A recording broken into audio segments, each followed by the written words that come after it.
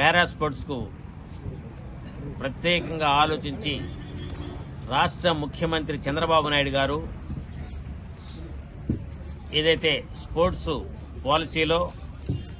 ప్రత్యేక స్థానాన్ని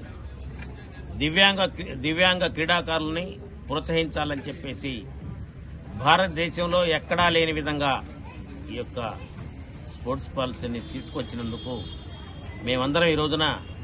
రాష్ట్ర ముఖ్యమంత్రి గారికి, చంద్రబాబు నాయుడు గారికి, పవన్ కళ్యాణ్ గారికి, క్రీడా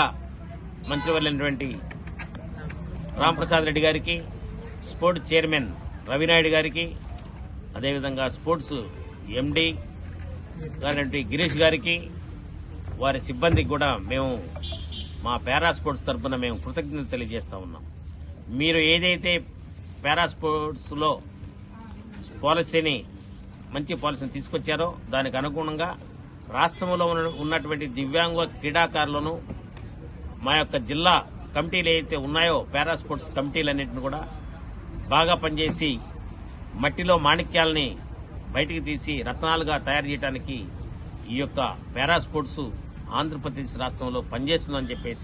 పనిచేస్తారని చెప్పి 2028లో జరిగే క్రీడల్లో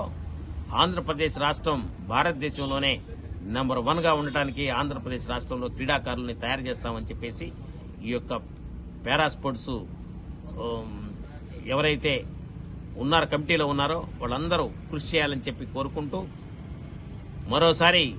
ఈ యొక్క పాలసీని తీసుకొచ్చినటువంటి రాష్ట్ర ప్రభుత్వానికి, చంద్రబాబు నాయుడు గారికి మనస్ఫూర్తిగా ధన్యవాదాలు తెలియజేస్తున్నాం.